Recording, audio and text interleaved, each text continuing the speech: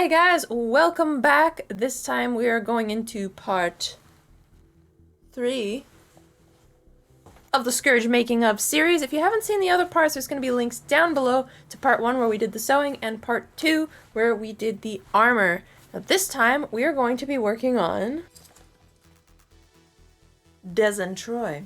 That's right. Now Des and Troy may have been found in a little place called Texas, and they may have funny names, but they are replicas of M16 A1's, which are real weapons that exist in real life. I know this is mostly a cosplay channel, so a lot of the things that we end up making don't actually exist in real life in that way. So just a disclaimer, they're foam. They're EVA foam, okay? They're not real. Don't come for me. That being said, I will be adding orange tips on them for when I bring them to conventions. I'm still a little bit iffy on if conventions are going to allow me to bring these in because they kind of look real. To be determined. For anyone about to comment, I could actually tell the difference between a real one and a fake one. Shut up.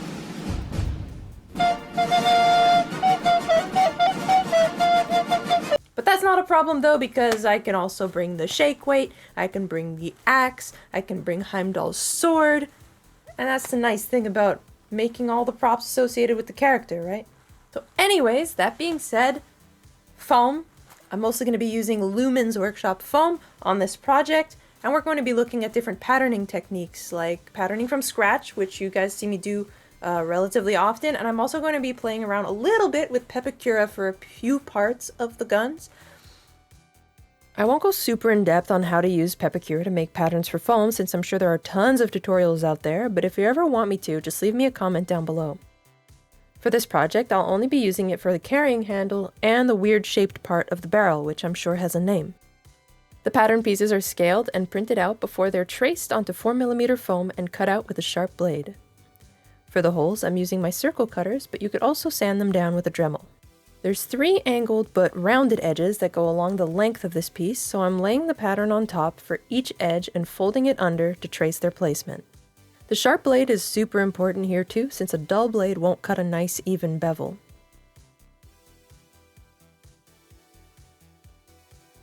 Now I can close it up at the top, carefully aligning the holes together.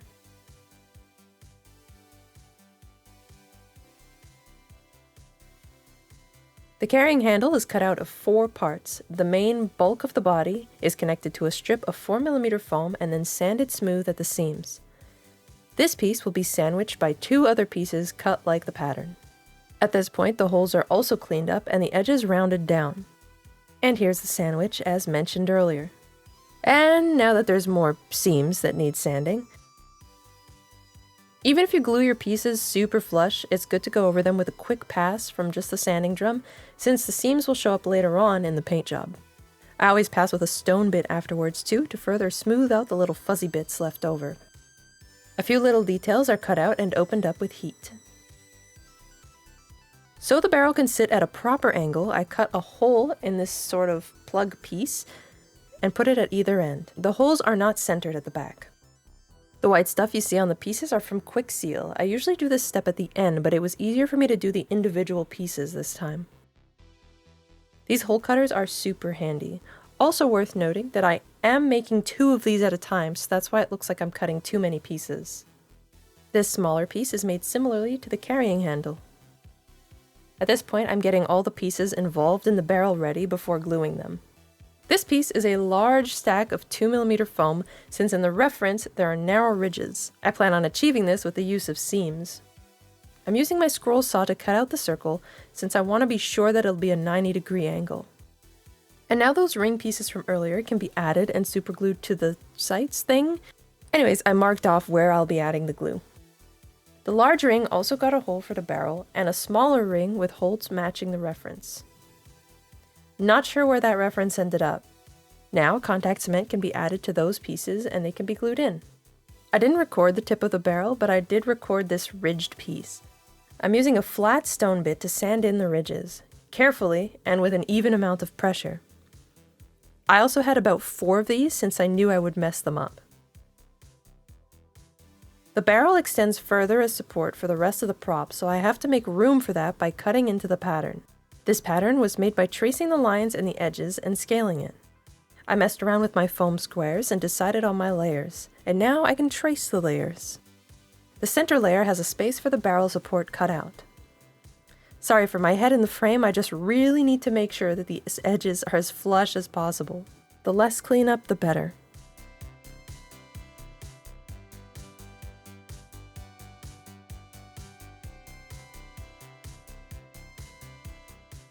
Now I can clean it up and round off the grip.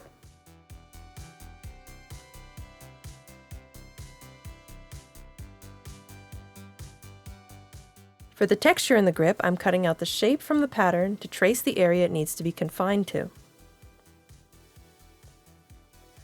I know I sound like a broken record with the sharp blade thing, but I'm using a sharpened blade for narrow cuts starting and ending within the region. The tape on the desk is to mimic the angle on the other side. I have no idea what this star of tape is, but it helped me get there in the end, so I don't know, sorry. Whatever it is, it worked. Once everything is cut out, I'm heating it up to open the lines. Next, I'm moving on to these raised semi-cylindrical parts right here. When ordering the foam for this project, I ordered half dowels for this part since I wanted to try out different Lumens products. They're pretty much as advertised and smooth once primed and painted.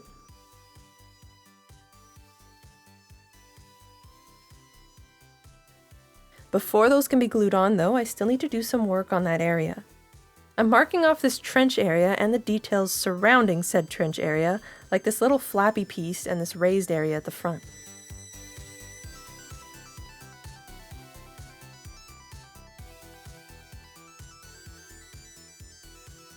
Now I can dig the trench evenly with a sanding drum.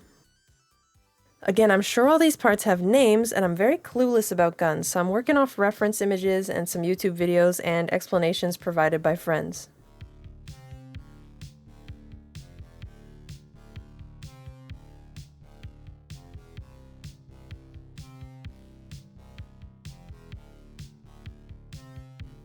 At this point, I can finally glue the carrying handle in its place, as well as these little bits that surround the trench part.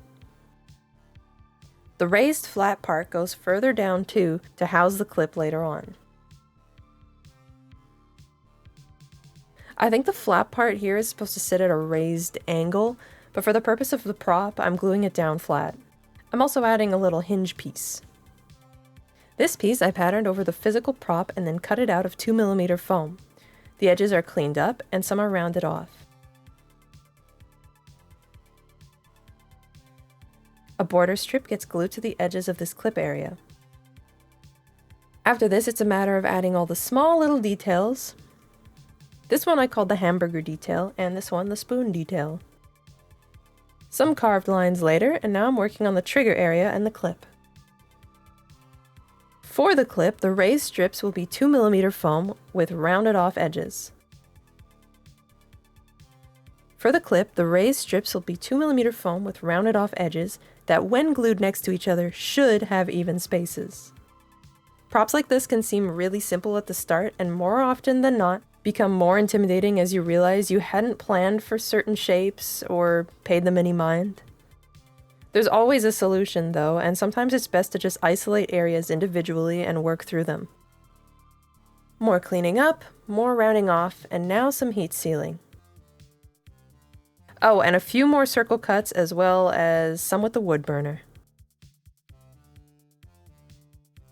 Some of these smooth transition spots are easy to achieve with foam clay, but I guess one could also sand a wedge to fit the angle and curve. Speaking of smooth transitions, the ridges in the clip need to be less harsh, so I'm using Quick Seal to achieve that. In fact, I often use Quick Seal to turn 90-degree angles into lightly curved ones. Actually, now that I look at it, it's most of the time that's what I use it for. Oh, that's right, we're missing the stock. Using 2 layers here is going to help me find the center later on, so it's just a personal choice here rather than getting a thicker block of foam. Of course, this means I'll have to sand it more, but not by too much. I don't really need to explain many of these steps, so I'll just let them play.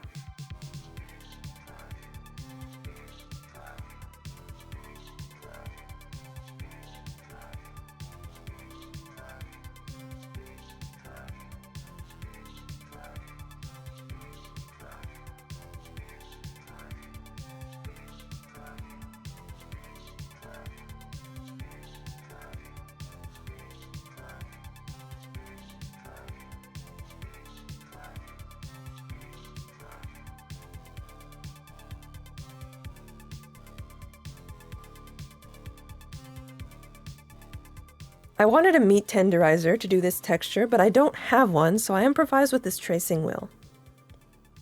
Sometimes look to other things you have rather than what you've grown so used to seeing online.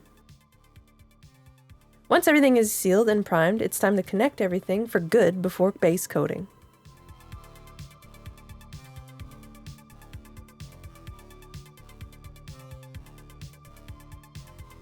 It doesn't really show since it's black, but there was a base coat here and some gunmetal spray paint. Alright, so I got questioned for this choice here to make the clip more of a bronze/copper color, so let me explain. Firstly, I saw a reference image that had that color and I loved it. And secondly, it gives an area of interest to the prop rather than just have the whole thing blend into one gunmetal blob. Sorry if you don't like it, but I do, and it's my prop. Thus begins the dry brush journey. I'm using a not very opaque silver here so I can build the color up. Even just a bit of highlighting can allow your prop to catch more light and prevent the details from getting lost in person and in photos. Some of this highlighting is more broad and some is more precise, like the edges of this thing.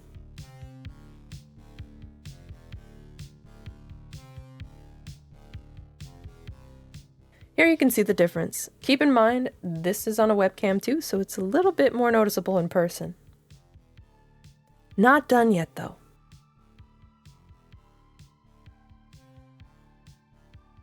Alright, so now we need the shadows in too.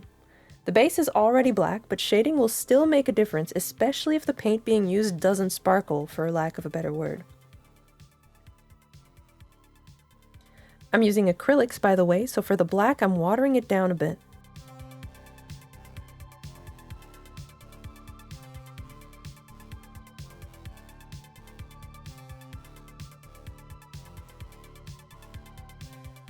And now only the varnish and the straps are left. Thank you so much for watching, guys. I hope you enjoyed this build. The next build in the series is also going to be a prop build, where we're going to make the executioner's axe.